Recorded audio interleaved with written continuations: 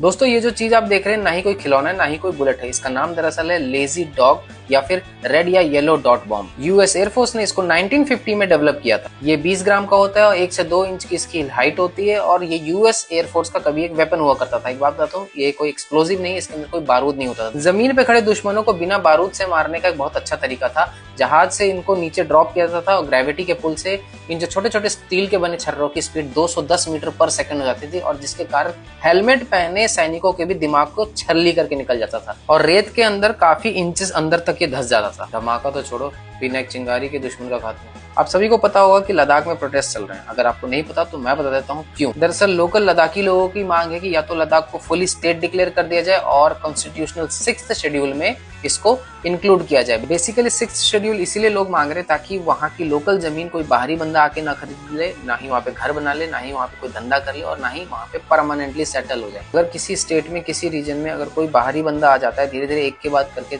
काफी सारे लोग आते हैं, जिससे उस रीजन की अपनी जो कल्चरल आइडेंटिटी होती है वो बिगड़ जाती है, जो एथनिसिटी होती है बेसिकली वो खत्म होने लगती है। 2019 के घोषणा पत्र में भी सरकार ने वादा किया था कि लद्दाख को अलग राज्य और अनुसूचित जो 6th शेड्यूल है उसमें इनको इंक्लूड किया जाएगा। और लद्दाख हिल काउंसिल चुनाव में भी ये वादा दोबारा दोहराया गया था, लेकिन ये वादा केवल कागजी निकला, जिसके कारण ये प्रोटेस्ट चल पड़ा। इस प्रोटेस्ट के मास्टरमाइंड सोनम वांगचुक के ऊपर सीबीआई इन्वेस्टिगेशन बिठा दी गई, इनकी फॉरेन इन्वेस्टमेंट रुकवा दी गई है, प्लस इनके ऊपर पाकिस्तान विजिट को लेकर सस्पिशन जताया जा रहा है कि क्या पता नहीं पाकिस्तान तो नहीं इनको सपोर्ट कर रहा पीछे से। इनकी एनजीओ है उसकी रजिस्ट्रेशन खत्म कर दी गई है ताकि ये अपना एनजीओ रन ना कर पाए। हमारे देश का बड़ा नया फंडा है, कोई भी अगर गवर्नमेंट के खिलाफ आवाज उठाए तो उसे पाकिस्तानी आतंकवादी क्या क्या बोल रहे हैं। दोस्तों EV two wheeler manufacturer ultraviolet company ने एक नया रिकॉर्ड सेट कर दिया। दरअसल इनकी नई बाइक लॉन्च हुई थी X47 क्रॉसओवर, जिसकी बुकिंग 24 घंटे के अंदर अंदर 3000 से ज्यादा हो चुकी है। दरअसल ये कंपनी मेरी भी बहुत फेवरेट है। दोस्तों मोन्ट्रा इलेक्ट्रिक जो कि ईवी ट्रक बनाती है, उन्होंने मानेसर गुजरात में एक नई फैक्ट्री खोली है जिसके अंदर वो बैटरी यूनिट में